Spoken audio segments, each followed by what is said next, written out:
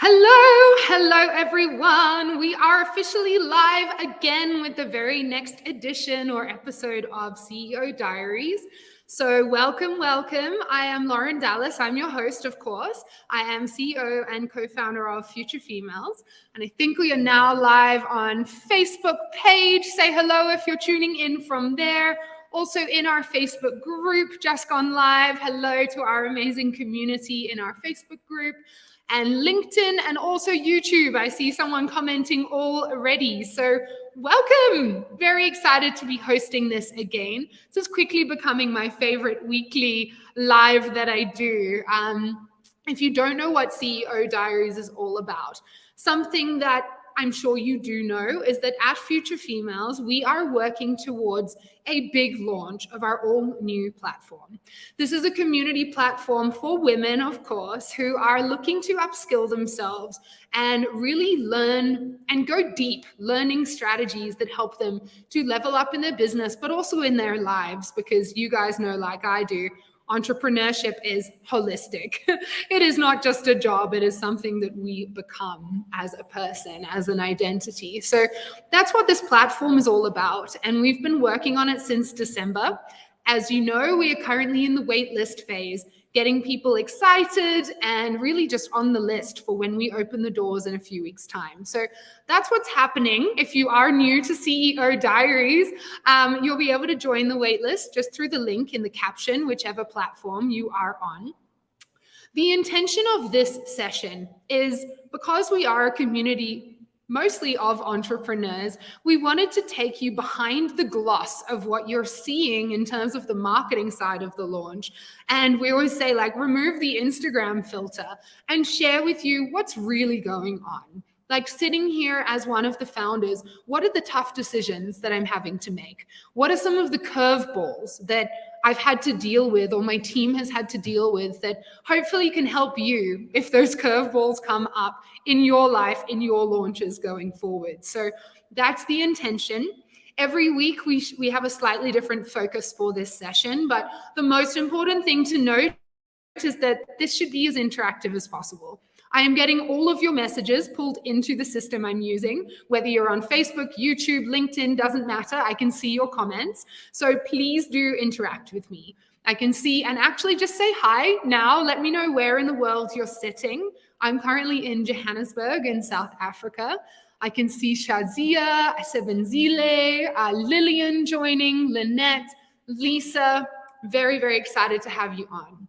So please ask questions as we go through, but also share from your own experiences, right? A community is only as strong as its members, and one of our values is give first. So if you have, and today we're talking about maintaining energy through a launch. So if you've been through a launch and something worked really well for you, or you really struggled with something else, please do pop it into the chat and we'll run this as a bit of a discussion. Okay, one more quick thing. We have prizes. Every week during this session, we give away a prize, and this is your choice of any of our Future Females merchandise. Lillian's watching from the Gold Coast. That's what my accent is, 18 years in Australia, so welcome. Very excited to have you. We're going to give away your choice of merchandise. So whether you would like a t-shirt, a water bottle, a tracksuit, probably depending where in the world you are, is going to be the weather you pick. I'm going to award this during this session at the end to someone who either shares the most or asks the most questions. Okay, let's get into it. Often I have a guest with me, but this session is just going to be me. And really because I want to share a founder perspective on a launch, and three key takeaways. One is going to be the typical journey of a launch, because we've launched over 50 times now over the past few years in Future Females. And I work specifically with entrepreneurs on how to put together a launch. So I thought it would be helpful to talk through the typical highs and lows of what you experience when it comes to sales, but often I find my emotions and my personal energy mirror that journey as well. So I want to leave you guys with that as one takeaway. The second is then, how do you keep up energy for your audience? Because again, we always say internally, where focus goes, energy flows. And so when we're not feeling something or have a day where we're just overwhelmed or burnt out, the audience can also feel that. So I'll also share some thoughts on that.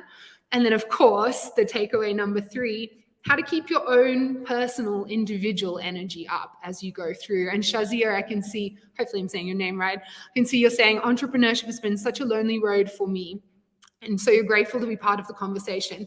It only feels lonelier when you're in the middle of a launch, right? And when the pressure and the stress of success and hitting those targets, particularly right in the middle, and we'll talk about this, where you typically have a launch lull and you start second guessing everything, it can be really hard if you don't have that support structure around you. So I want to make sure to touch on that as well.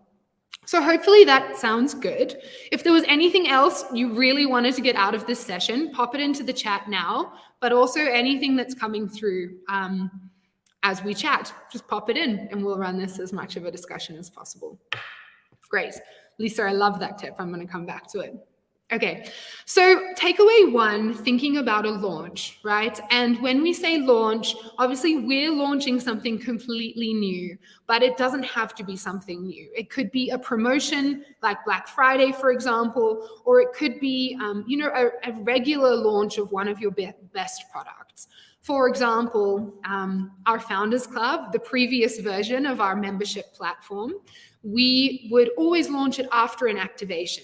So 3 times per year, we would run basically the same launch, but following something different, maybe a webinar or a summit or a challenge, but always opening the same product. So hopefully for you, you've got your launch context in mind. I think a good question to answer is, how long should your launch period be, right? And so we spoke about this a little while ago, and it's something we had to think long and hard about as well, coming up to our platform launch, mostly because when you're building a platform, it always takes, they say it always takes twice as long and costs twice as much. And hasn't been quite twice as much and twice as long, but there's definitely been delays that we weren't anticipating. So how long to be in kind of the pre-launch period, I think is a really good question to ask. If it is a promotion-based launch, it's a little easier, right? Because typically like Easter sale, Christmas sale, whatever it is, that event that you're tying your promotion to kind of dictates how long the launch should be. So let's park that one because the work is done for us. When it comes to relaunching something that already exists or launching after an activation, let's say, we have found that around a 4-day launch is optimal. Because what happens, and one of the most critical things to consider when you're answering this question is, how can I keep my audience warm? And when are they warmest? And warm is, for some of you, sorry, this is like probably your bread and butter, but for others, warm means they've engaged with you and you've actually nurtured that relationship to the point of them being almost ready to buy. So it's that point where you want to be making the sale and making your offer. If you wait too long, those people lose interest again, right? We're human, we're on to the next thing. But if you try and make the sale too soon and you haven't built any relationship, then people won't typically convert. They might be interested in your launch, but they might be like, oh, I'm just going to wait till the next one. Let me know your reflections on this as I keep going. So for us, when it is a regular relaunch, we have found 4 days is ideal. So we typically open on a Monday and close on a Thursday at midnight. We might even do a pre-launch or a waitlist offer on the Sunday. So Sunday pre-launch, Monday big public launch, Thursday doors closing. I have seen people have success with launches that extend up until about 2 weeks. But you do need to consider how to keep that energy high through the whole thing. And so for us, and I'll talk about that in a minute, 4 days has typically been ideal. A shorter launch doesn't mean you have less opportunity to convert. It actually just means that all of the people that you've warmed up, like maybe you've done a webinar series or daily tip emails, you've added value in some way, those people are primed for the 4-day period. So they know come Monday they can buy, and you should be saying that in the days beforehand. Shazia, being in the PR industry, they give you gray hair. Yeah, can definitely relate to that. So, Kanyisile, hopefully I'm saying your name correctly. How long does it take to prep for your launch? I would allow like a couple of months to prepare for your launch. I saw Lisa share this earlier, and I will get to this, but you want to prep as much of your marketing material as possible beforehand. It's very hard, particularly if it's just you. It's hard to make the material and deliver it on the same day. But I am going to talk a little more about that. So I think if you are relaunching something, then look at around a 4-day launch. That is quite typical. If it's something that you do believe needs more nurturing, or you have a campaign idea, maybe you're delivering a series of workshops, then up to 2 weeks. But I wouldn't recommend doing more than 2 weeks. From experience, it just kind of drops off, or you lose people's engagement in that middle lull. To talk about that lull, what you will often find is a big spike of sales on the day you make your offer, because you've been priming people. It's coming on Monday, we're opening the doors, get ready. This is what's in store, jump on the list. There's an offer for who buys first. All of that like fun, high energy marketing, right? So people are primed to buy straight away. The people who are committed already to buying mentally. Then you have the rest of the launch period to nurture. And the second big group of people typically buy right at the end. I mean, if you ask yourself, I'm a right at the end person. I'm someone who will wait until the hour that the launch is ending and then I'll buy.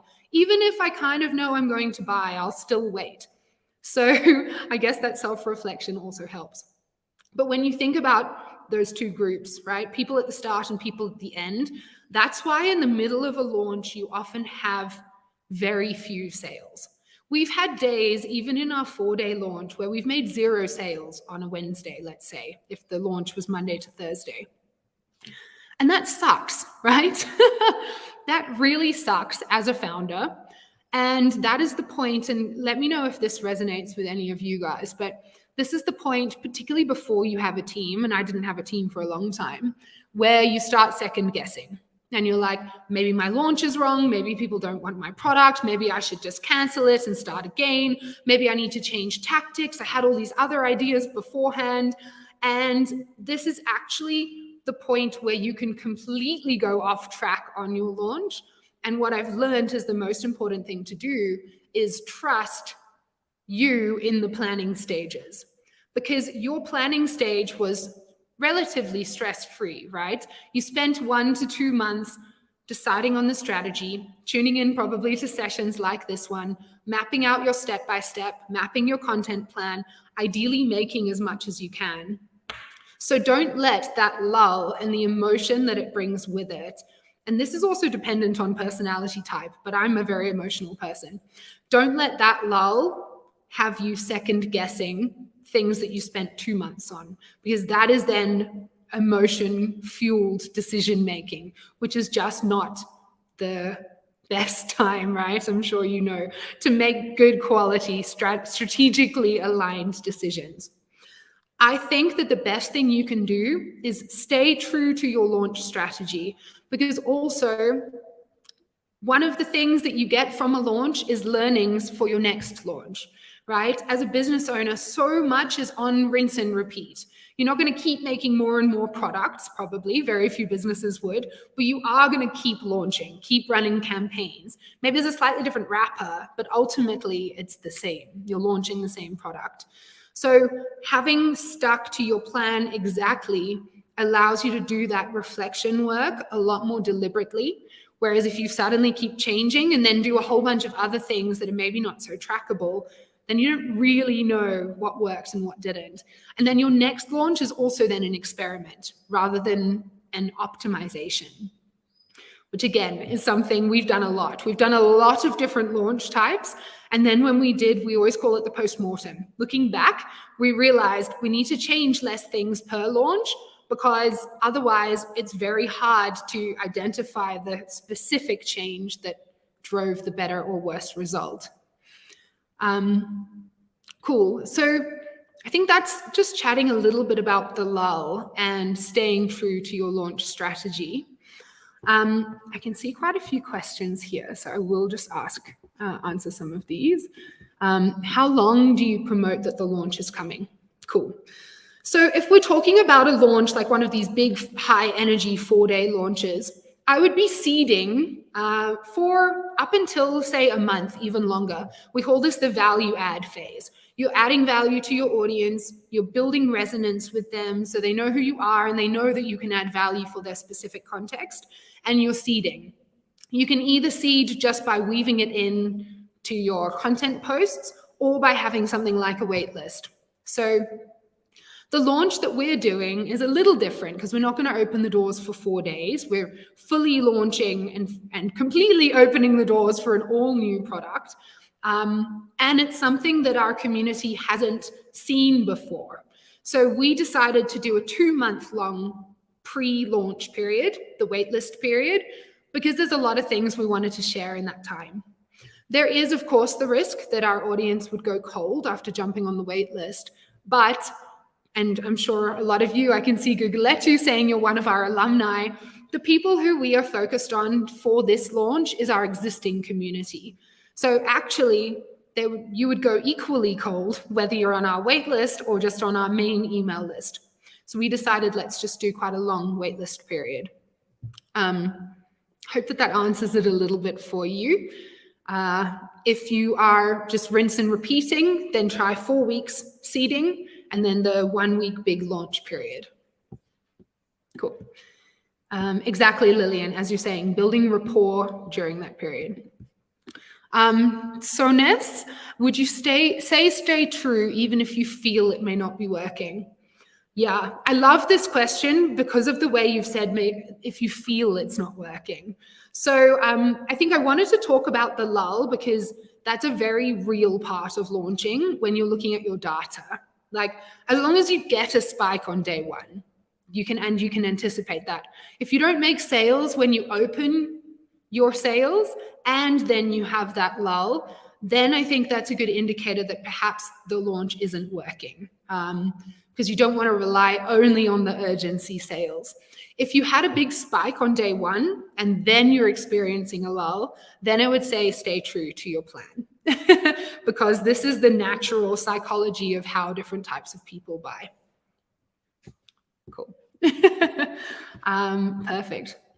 Please do keep popping questions in, but I think what I'd like to move on to is how do you keep your energy of the launch up for your audience first? And then we'll talk about you as an individual. So this follows on just sharing some tactics for that lull period, right? So if you're doing a 4-day launch, there's only like 2 days, right, in the middle where you can experience the lull. So you don't necessarily need to do that much. But I'll share with you the 3 things that we have done that have been really helpful. The first is having more personal interactions. People buy from people, right? So you want to be even more present than normal on as many of your channels as you have capacity for during the whole 4-day period. So I saw Lisa said at the start and our plan, pre-record as much as you can. Pre-record your Instagram stories even, or we also have like a free day Instagram story that I would have pre-recorded because maybe you wake up and you're just like, I cannot do it. I cannot go live today. Maybe the day before you'd had 0 sales and you're second guessing and you're like, I actually don't have the emotional capacity to show up right now in a way that's going to be beneficial. Firstly, be kind to yourself. I've been there 100%. But secondly, preempt that and try and make a show up story, just pre-record it before the launch time so that even if it is that Wednesday morning and you're like, I'm actually not even going to get out of bed, doesn't matter.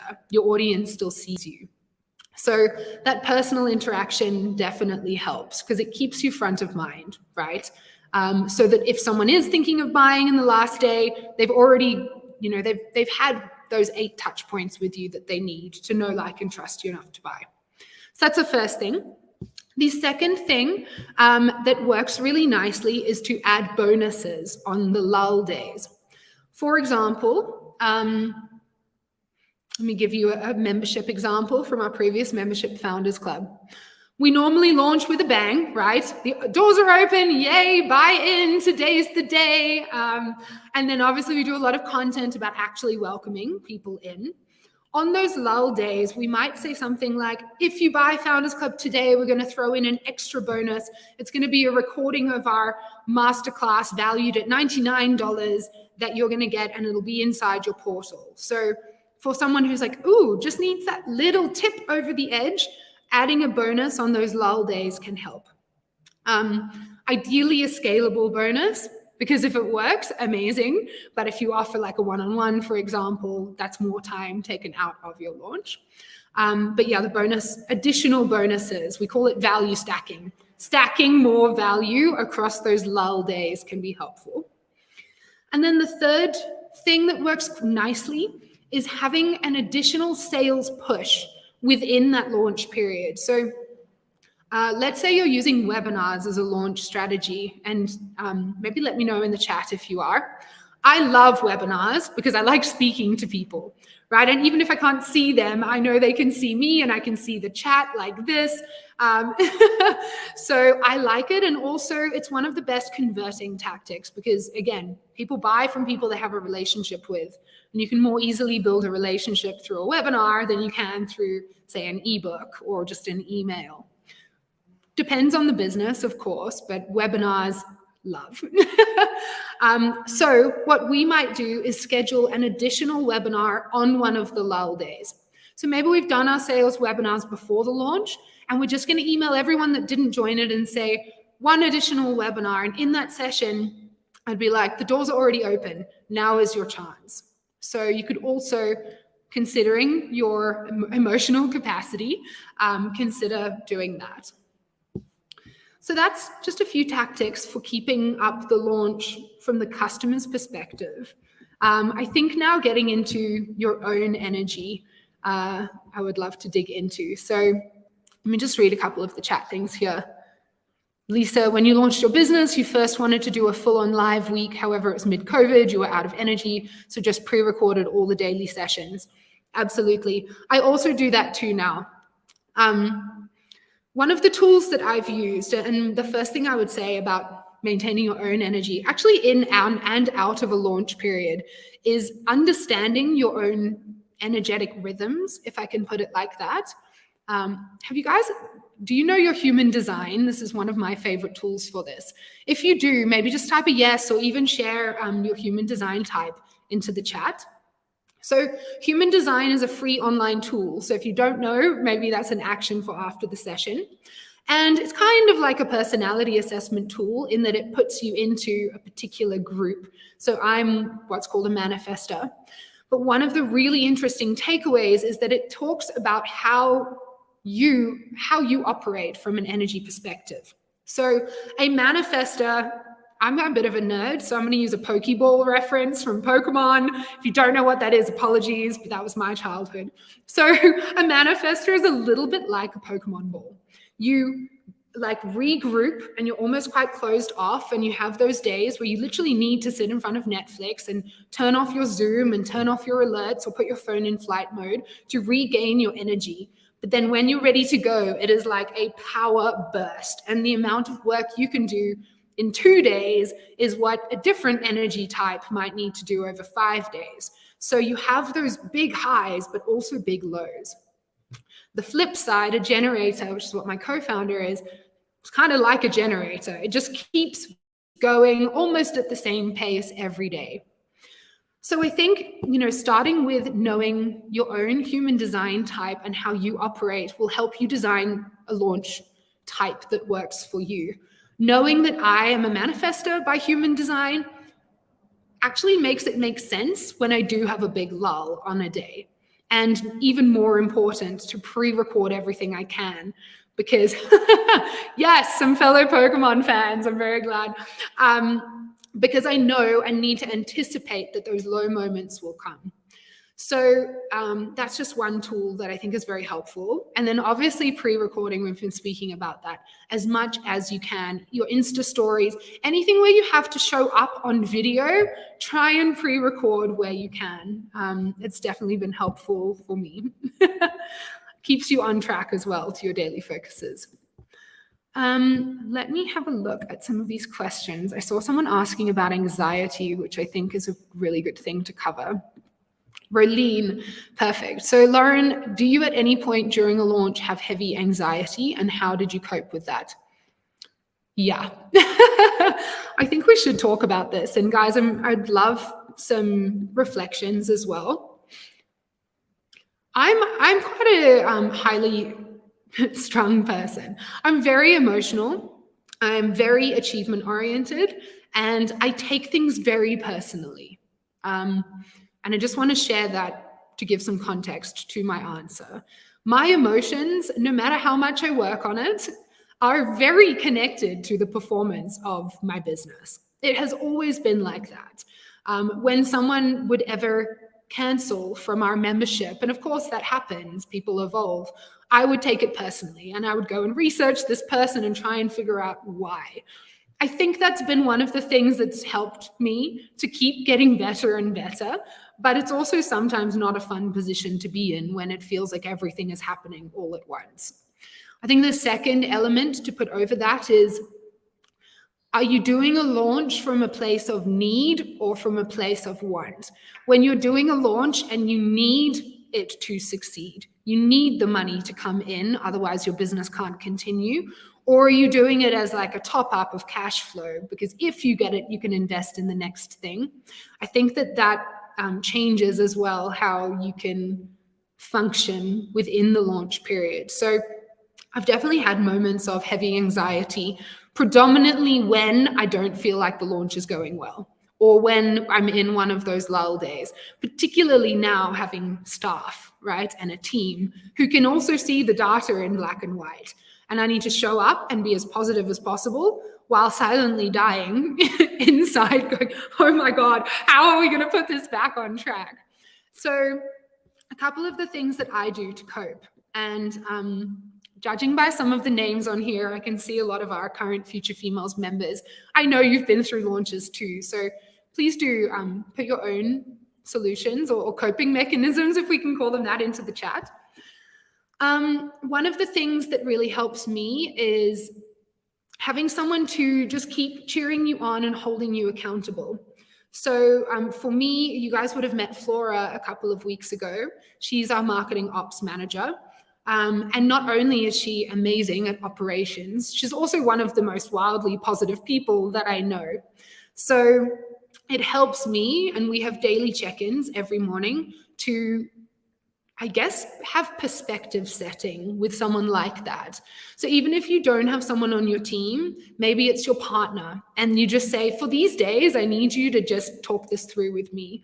Maybe it's your mentor or an accountability partner. You know, the members of Future Females, we pair them up one-on-one to play this role for each other, because I know a lot of people are solopreneurs. So I think that really helps, because often the stress takes the reality out of proportion, right? When you're under that black cloud of anxiety.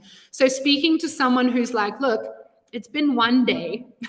Let's not throw out the whole strategy that we worked on for 2 months. Let's work through it, get to the end, and then with a logical mind and an objective mind, review, optimize, and then we're going to do it again, right? I'm sure none of us are in business to get rich quick. Ideally get rich, but we know it's going to take some time to find exactly what works and what meets the market, where they need it. So I guess that's just a share from my side. Another thing that really helps, and I touched on it, is staying connected. I think often when things aren't working, we have that feeling of wanting to withdraw. Like cats go away to die, right? We want to just kind of hide and work until it's been successful, and then we'll show up again. But firstly, that's detrimental to your launch if you're not showing up for your audience, which is where the pre-recording comes in. But secondly, touching base with your team helps you, but also helps them, right? You've got a whole team who are probably as emotionally invested as you are. So the daily touch points for me, we do 15 minutes at 9:30 a.m. every morning, and people literally just share my focus for today. So it's simple, but it helps everyone feel really connected to each other and to the process. Cool. Let me have a look at some of what other people are sharing. Exercise and sleep are vital. Absolutely, Angela, that is such a good point. I sleep way more during a launch than any other time. My fiance on the weekend was like, "Are you okay?" I was like, "Yeah, I'm just recouping because I've got a hell of a week ahead." Yeah, I know I'm saying it lightheartedly, but 100% it's super important. Sona saying when you're alone and have no partner, you can quickly get into anxiety and imposter syndrome. Better when you have a partner. Absolutely. And it can be that accountability partner. Another entrepreneur, similar stage to you. It's not about educating each other. It's about just checking in. So I have an accountability partner. It's a guy who sells training on how to jump higher, like higher off the ground. It's very cool. I still can't jump that high off the ground. But anyway, we just WhatsApp each other once a week on a Sunday night. And we're like, this is what you can expect me to deliver by the next week. So that has been really helpful, just having that additional and actually objective touch point. Because that person doesn't really care if your launch is going super well or super badly. They're just going to keep you on track for your tasks. So I think, thank you for sharing that. Angela also saying, connecting in with other entrepreneurs. Absolutely. Lisa just made the experience. Planning your book launch was a period of anxious worries. Now that things are kicked off, you see everything more rationally. Absolutely. I think trying to not make decisions under intense stress is just like a good rule of thumb, right, for business generally. Cool. I see a lot of people talking about accountability. Amazing. Do you guys have any questions about this? I do have one or two more things to share, but just want to make sure I touch on whatever it is you came into the session wondering. So I think I want to share something for the people who do have a team. Jessica, I am seeing your post. Sorry, but I might not have seen a question. So if you don't mind reposting it, that would be great. For people who do have a team, consider the impact that the energy of a launch and those highs and lows are also having on them. And make time, depending on how long your launch is, but make some time to do something that really is just about reconnecting as a team outside of the work. Because they're probably working as hard as you, well, some of them in any case. And if you are making your launch data really visible, then they're also feeling on the days where there's zero sales, like, am I even making a difference? Like you might be feeling. So I would heavily recommend doing something for team morale. Some of the things that have been really good for us, actually outside of a launch period, even doing a personality assessment. We're about to do an Enneagram workshop because we've had a few new team members join. So we'll all get together, we'll all share our results and just talk openly about how we like to work together, what things people don't like, what's working, what's not, and almost making like a culture plan together.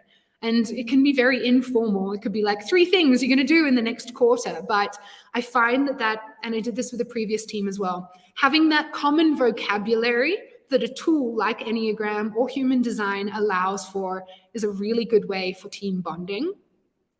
You could also, and my team loves to just get together and eat and drink. So for example, last Friday, a few of us just got together and had a high tea and champagne, which always helps, and just didn't really speak about work, which is also just, good for the brain and the mentality to not only be talking always about the data, the launch, the next step. So yeah, hopefully gives you some ideas. Great. Jessica, what tool is best for waiting list strategy before launch?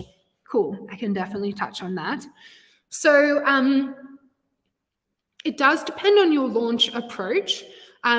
You guys have seen our waitlist, right? If you're not on it, the link is in the caption, regardless of which channel you're on. So click through. We actually have a new sign-up page.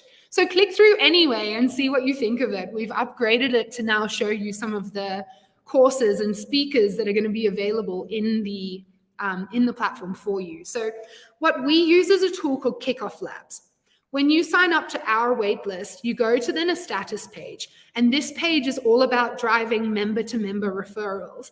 As a community, this is one of the key ways we wanted to build the community. We wanted you, who already has an existing network of other entrepreneurs, to be able to invite them. So what Kickoff Labs allows us to do is gamify it. So I know some of you, Jessica, I know you're absolutely killing it. When you refer people, you win prizes. So you can win our playbook, you can win training, you can win merch, you can win a champagne brunch with myself and Serena. And you can see, and if you don't know where you're at with that, if you go to the waitlist page and opt in, you'll go to your status page. And there you can see how many referrals you've done, what rewards you've won, what rewards are coming up. So if you like that approach, and maybe if you have an existing database, I would recommend it. We used Kickoff Labs. If you, but it's not the cheapest tool. So if it's your first launch and you're not really wanting to do that gamification side, then you can use whatever tool your current email is based in. So we love ConvertKit. Gosh, we've moved email tools a million times. ConvertKit is my number one recommendation. I'm not an affiliate. I just love their system. So yeah, that would be if you haven't picked your tool yet, that would be my other recommendation. Cool. Okay. Guys, we are going to near the end of this CEO Diaries in just a minute. There's one more question I want to answer and any others that come through. But just a quick reminder that I'm going to award a prize to one of you who is still tuned in. That prize is your choice of our Future Females merchandise. So whichever item you like best, we're going to send out to you. And it's just from asking questions or sharing your own reflections. So if you do have something to share, please do pop it in now. And then I'm going to answer your question, Christine. So as an overthinker, I struggle with analysis paralysis. What do you recommend one does to anticipate launch curveballs without letting on to team or customers? Great. So I guess I'm interested in where the analysis paralysis comes in, because I think sometimes it can come in the planning stage. I work with a lot of people who've been planning a launch for like 6 months and have never actually gotten to it. And there it's almost embracing the 80-20 rule, right? Probably 100% of the ideas you have related to your launch, you're not going to implement in launch one. And we just keep a backlog, like ideas for next launch, and put everything that wasn't in the plan that's going to take too much time in that list for the next time.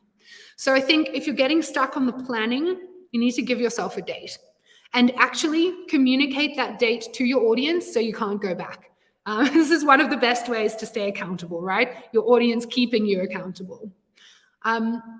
If it's something that is within the launch, then getting into analysis paralysis, overthinking the data, overthinking the different tactics that you could execute, then I guess it is, again, about accountability, but staying true, like we were discussing at the start, to your plan. Like, know that the Christine that worked on your launch plan for 2 months, 6 months, whatever it was, that you're going to trust that version of yourself and you're going to execute her plan. And right now, you are Christine in stressful launch mode. So execute, or try to execute rather than thinking. And put your ideas as well into your post-mortem document. So like potential things to reflect on, and then stick to that. Hopefully helpful. Okay, great. There's a few more questions here. So let me try and jump into them. Changing packaging and relaunching, what would you recommend you focus on? Aisha, I would recommend you ask your audience. If you already have a following and you're rebranding, like we did, we ran a CEO Diaries with Kirsty, take them along for the ride. Ask them, what do you like about it? What don't you like? What's more important to you? Packaging, design, sustainability, price. Use that to guide your changes. But also then you've got a group of people who are committed to that changing journey because they've been part of it. So yeah, that would be my recommend. Cool. Oh, thank you, Teja. I appreciate it.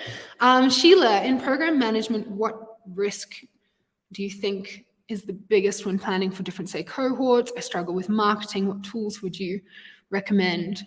Not 100% following regarding the cohorts, apologies, but when it comes to your marketing, I think if you're planning for a launch, then having a good scheduler is important. So we use Iconosquare. Another more affordable option is later.com. That helps you like literally pre-schedule, but also see the plan for every single day ahead of time. So not sure if that answers it, but it's helpful. Then also for your next launch or your next cohort, you can just copy paste what I did last time in later.com to what I want to do this time. Cool. Lisa, I love that. Greatest achievement so far has just been to get going. Absolutely. I was once asked my, in interviews, people always say at the end, what's your final piece of advice? And mine was just do it. And then I realized I was wearing Nike leggings and they literally said, just do it down the leg in massive writing. And I was like, I could not have planned for this any better. Okay, I think the last thing I'll answer, because it's come up a few times, is actually about perfectionism. Then I will award our prize. Lillian, what about perfectionism? I feel that I'm never ready and I'm always waiting to learn something more, to add more value. I had a really interesting conversation about reframing perfectionism last week. And perfectionism is actually just fear. And perfectionism is what we think we're doing to minimize the fear of failure by trying to make it perfect. Because if it's perfect, the fear of failure disappears. So actually, it's often one and the same. So for me, that helped as a bit of a reframe. Like, why do I need more time to work on this? Why do I feel like I need to go back and look at this over and over again? So I think that's a helpful question to ask yourself, just to better understand where that motivation is coming from. But then secondly, just picking a date, right? If you've picked a date and you've told your audience, then you'll have to, you'll have to deliver it perfectly, imperfectly. They say if you're not embarrassed of your first launch, then you're moving too slowly. I don't think you have to be embarrassed, but I think we should prepare ourselves to always have opportunity to do things better. So maybe also keeping that in mind, that you're going to have another go at it. So you can save some of those ideas for the next one. Okay, guys, I am going to pick our prize winner. Thank you so much, firstly, for joining me. And secondly, for all the interaction. It's been amazing. I know I didn't even answer all of the questions, but we try to keep this under 45 minutes, just so you feel like you can join again next time and it's not going to take too much work. Angela, for you, practice makes perfect. Great. Then launching is going to be perfect in your business because you're going to keep practicing the same launch and optimizing those drop-off points each time until it is as close to perfect as we can get in a business world. So thank you for that. So there were so many of you that shared a lot. So picking our winner is a little bit challenging. However, I am going to award it to I'm going to pop up one of your things because I might not get your first name right, to Corja LaRue. I know you didn't ask a question, so I didn't mention a lot of your comments, but you've been sharing so authentically through this session. So thank you so much for joining over on our Facebook page and for sharing like this, still working on your self-confidence. I think we're all there, so I really appreciate that. So Korja or Koya, you have won your choice of Future Females merchandise. If you can just DM us your email address, then my team will be in touch. You can pick your option and we will send it on over. For everyone else, thank you. Thanks so much for joining, and I really hope to see you next week. The session will be at the same place, at the same time, and I am going to have a guest with me next week. So get excited for that. Thank you all. Bye.